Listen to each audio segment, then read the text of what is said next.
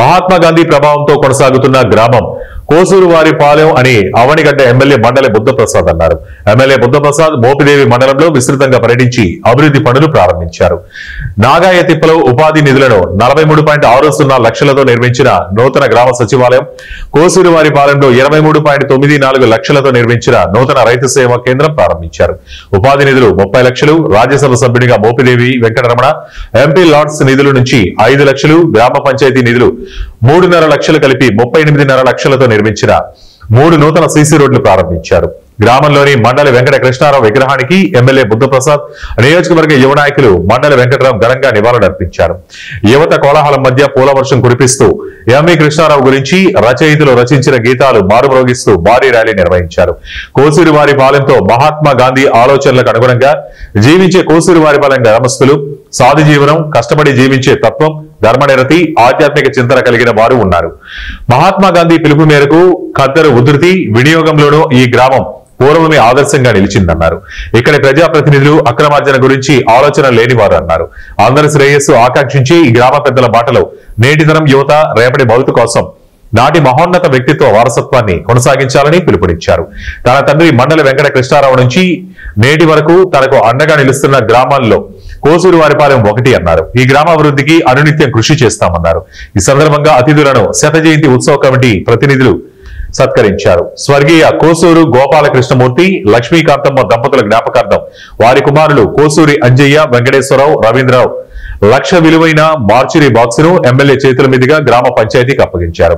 వ్యవసాయ శాఖ ఆధ్వర్యంలో రైతుకు సబ్సిడీపై డ్రోన్లు అందజేశారు.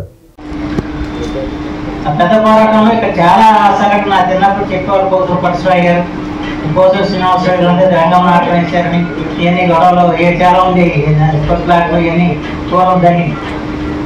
అయితే ఒకటి ఏంటంటే, ఏది ఎలా ఉన్నా ఒక సాధు జీవనం ఎవరైనా ఉన్నారంటే కోసూరుపాలెం చెప్తారు. వాళ్ళు కష్టపడే జాతి, కష్టపడే మనుషులు, కేవలం కాయగూరలు పండించి ఈ తోటల మీద అహోరాత్రాలు శ్రమించి తమ కష్టార్జనతో జీవనం చేసేవాళ్ళు. ఎక్కడ అక్రమార్జన గురించి ఆలోచించేవారు కాదు.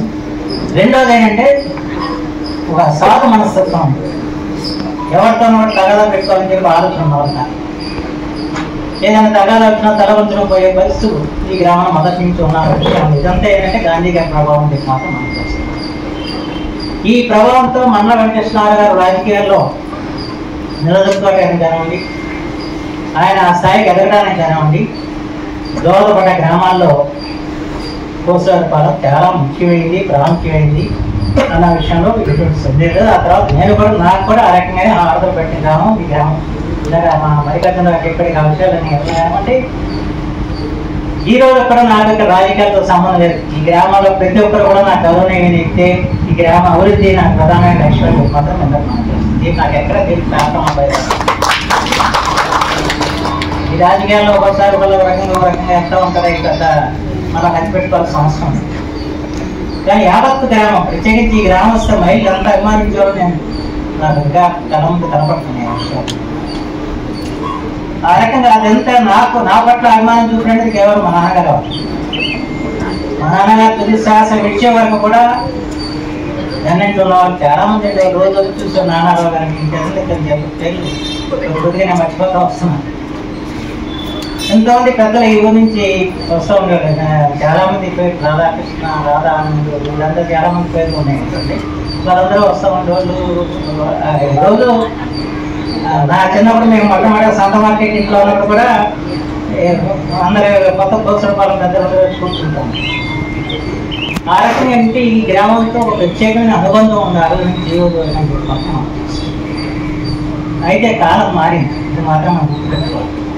ఇది గాంధీ కాలం కాదు, ఇది గాంధీ కాలం అయితే ఆ గాంధీ గారిపై కూడా గాంధీ షాప్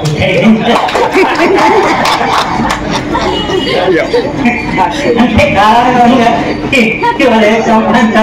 ప్రవేశించకపోతే ముట్టి గడిచే పరిస్థితి అర్థం చేస్తున్నారు.